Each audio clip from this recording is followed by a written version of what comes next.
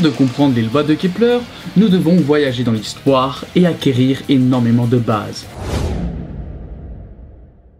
Le terme planète vient du mot grec signifiant vagabonde, parce que les planètes sont plus proches de nous que les étoiles.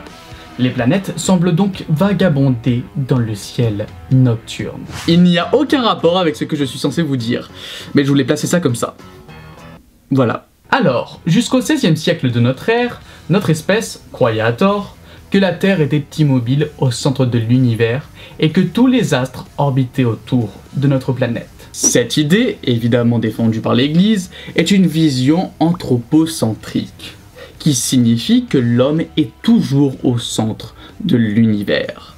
Évidemment, cela plaît à la religion puisque l'homme occupe une grande place. Mais outre cette conception philosophique, ce système nous dit qu'on se place sur ce qu'on appelle un référentiel géocentrique. Donc que tout est centré sur la Terre. Bon, vers 150 avant notre ère, Ptolémée va observer le mouvement rétrograde. En gros, si on se base sur un référentiel géocentrique, on peut voir que la Lune ou le Soleil suivent des orbites quasiment circulaires.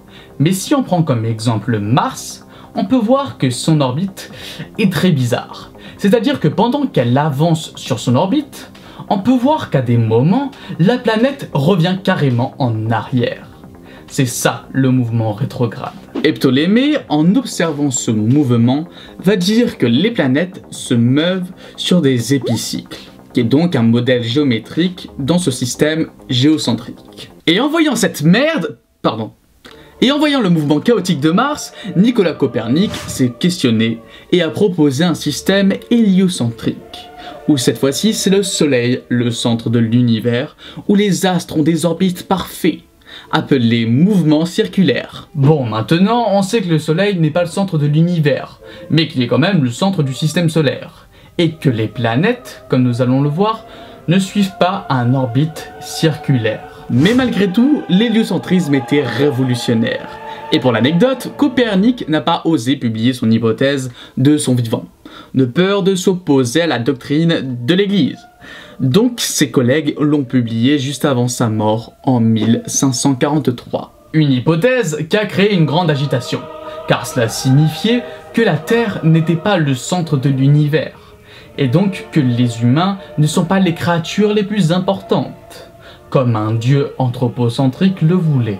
Ce qui a évidemment fâché l'Église. Pour dire, Galilée avait dû renier ses convictions, sinon l'Église allait le condamner à mort.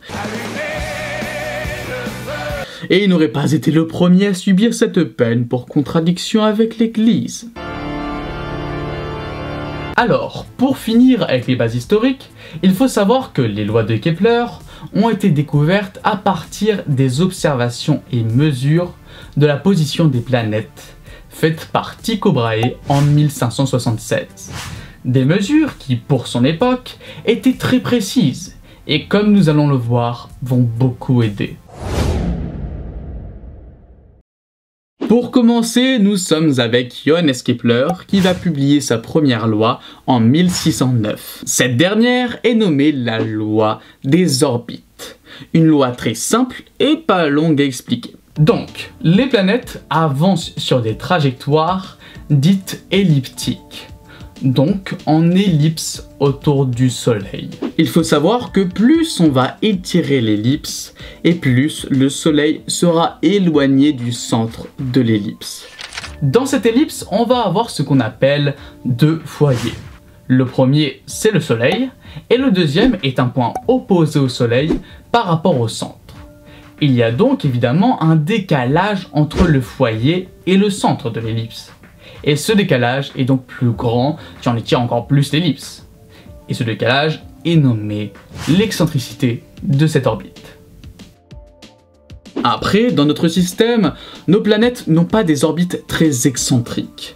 Ils se rapprochent même du circulaire. Mais si on prend l'exemple d'une comète, elle peut avoir une orbite très étirée, et donc une très grande excentricité. C'est pour cela qu'elle peut se rapprocher énormément du Soleil et pour autant s'en écarter énormément. Donc retenez que la première loi de Kepler nous dit que les orbites des planètes sont des ellipses dont le Soleil occupe l'un des foyers. À présent, la deuxième loi de Kepler, aussi publiée en 1609. Alors, cette loi, nommée la loi des airs, établit le lien entre la vitesse d'une planète et sa distance au Soleil. Donc cette loi, qui décrit la vitesse à laquelle une planète parcourt son orbite, pour quelle raison est-elle appelée la loi des airs? Parce que des airs interviennent.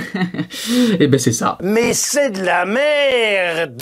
Le point le plus éloigné de l'ellipse par rapport au Soleil est nommé aphélie. Et le plus proche est nommé périhélie.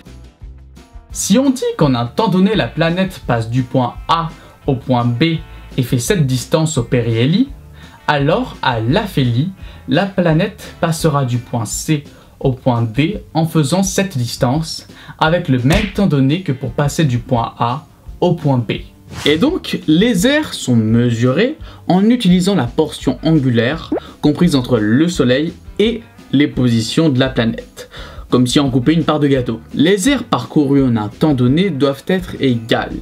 Bon, sur les schémas, j'ai pas vérifié les mesures, mais l'essentiel, c'est de comprendre le principe. Étant donné que les aires parcourus doivent être égales sur le même temps donné, et que les orbites sont elliptiques, il faut que pour balayer une aire donnée, une planète parcourt une distance plus grande quand la planète est proche du Soleil que lorsqu'elle est loin.